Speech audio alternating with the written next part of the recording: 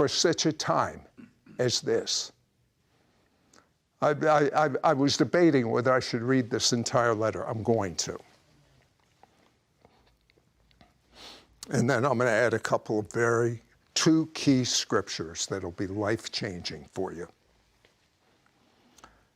This was dated March 7th, 2020, to President Donald Trump from my friend Rabbi Felix. My name is, he goes over, I have a crucial word through divine revelation and visitation that would not serve the purposes of this writing, only to say this message has paramount importance for your presidency as well as the United States. The Lord revealed in a specific detail on November 12th at 10 a.m. what was about to happen across continents and the United States. God also showed me how it could be stopped. I'm about to share with you what I have been allowed to see. Suffice it to say, the following is crucial. This virus that has become an international epidemic, its course and effect, however, has been acutely disproportionate given other infections as the common flu. But therein lies a clue. And the reason for this communication, you see, the coronavirus has been released from heaven. Yes, without a doubt and with absolute resolve. God said that he is releasing a season of fear and panic. Notably, this current virus will not be like anything else before. Left unchecked, it will infiltrate every sector. How you, Mr. President, mitigate its effects will not be through billions in aid or medical experts racing to find a vaccine, although these measures are essential when there is nothing else. The financial markets will continue to destabilize as a harbinger or a warning of more to come. Catastrophic upheaval occurred this morning when he wrote that letter, as trading in the New York Exchange was halted. This communication was prepared 2 weeks ago. If our present situation reaches acute stages, a tipping point with no return, we're witnessing a foretaste of what is to come between now and the summer. Millions of dollars have been set aside to combat the virus. It'll be like water falling on ground.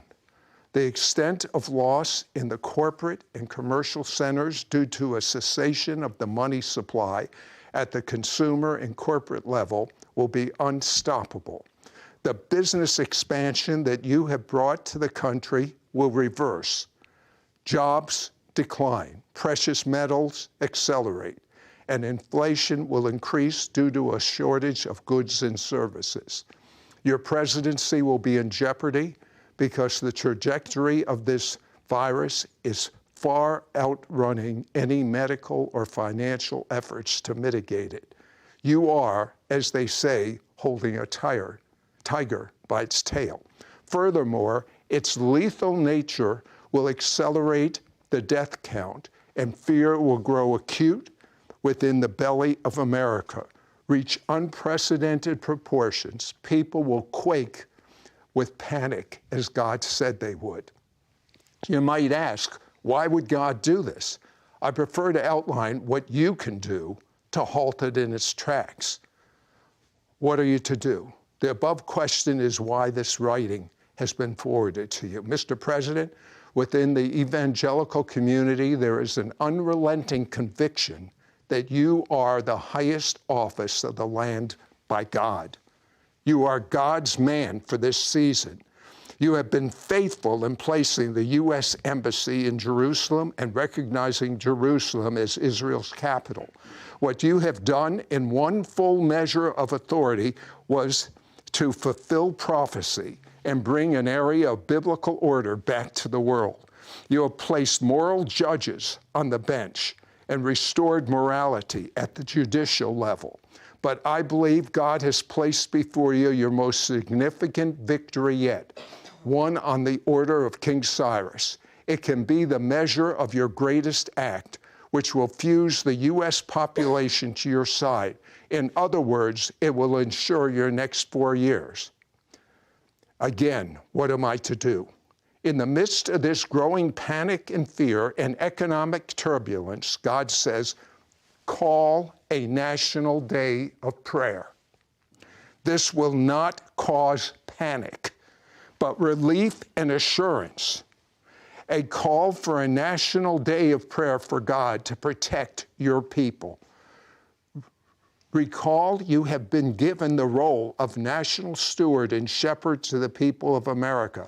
As you call for a national day of prayer, you will invoke the name and power of God while releasing the anointing of heaven that came with your ascendancy to the office. Ask God to protect our country and its people openly and boldly. God has revealed to me that as you call a national day of prayer, God will stop this in its tracks. Allow me to repeat this. God will stop it in its tracks. The economy will begin to get lift and buoyancy again. Panic and fear will recede. You will be assured the next 4 years, and this presidency will be remembered on the order of Moses bringing the Israelites out of Egypt through a safe passage through the Red Sea. President Trump, I know in your heart you're a man of God. I implore you to pray and consider what has been presented. Only you, President Trump, have the authority and persuasion before God. One of the greatest modern miracles of our time. God is giving you this greatest gift. As countries will witness this miracle, you will bring healing to our nation, and America will be like a stream in the desert. Again, an oasis, an international honor for what you have done.